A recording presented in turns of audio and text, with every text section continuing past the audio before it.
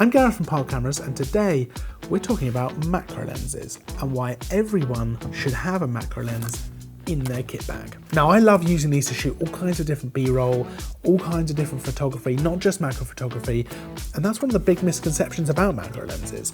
People generally think that because of the name, they're not so interested. They're not interested in macro photography, they're not interested in shooting things really up close, therefore these lenses aren't for them. But they're really versatile lenses. They're a really useful thing to have in your kit bag, and they're a great tool for photographers or videographers, and they're definitely something people should consider adding to their kit bag. So, with all that said, let's roll some B-rolls.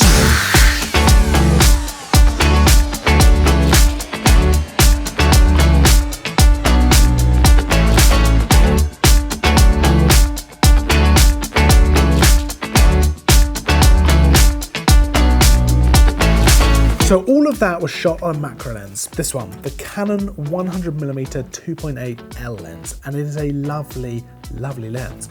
You've got that 100mm focal length, which lets you get really close into your subject while still standing a little bit further away.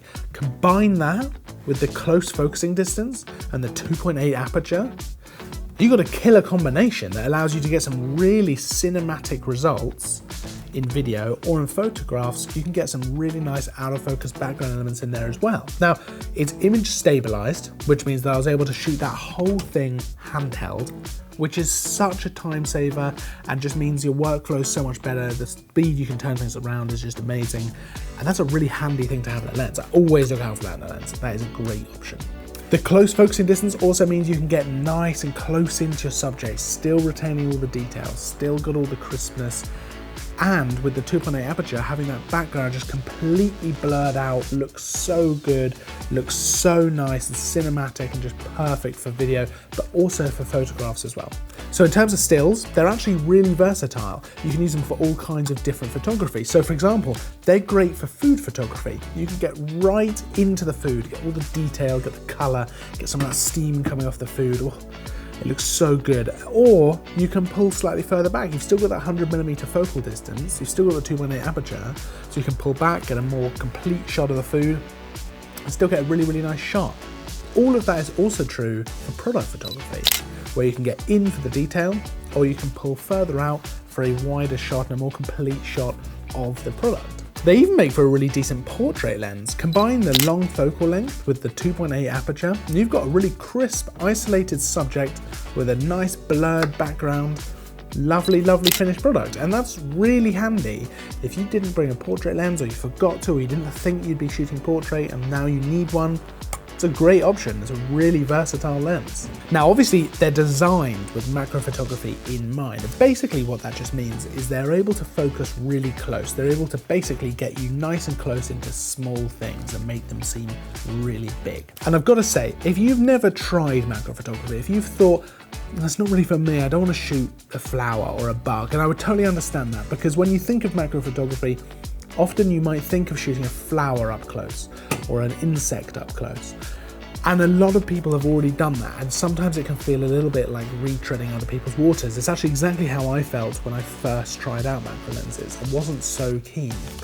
But there's all kinds of creative things you can do with a macro lens and with macro photography. So it's definitely something every photographer should try out, should have a play with, because if you've never shot like a raindrop coming off a leaf, or like a coloured pencil super close up just on the tip, or someone's eye really close up, then you're missing out. It's a totally different type of photography, gives you a totally different perspective on things, and it's a lovely, lovely way to shoot. So it's just a completely different world of photography, and something every photographer should try at least once. Macro lenses are a super handy thing to have in your kit bag. They are definitely more than just something to shoot bugs with. They are hugely versatile. They can get you out of a pinch if you're in a bad situation, and they are a great option for all kinds of different things.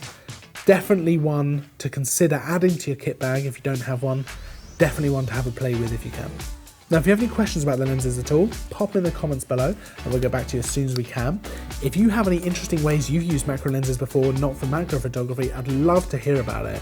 I'd love to hear anything like that in the comments below. I love it when people talk about that. So that would be great. Pop it down there.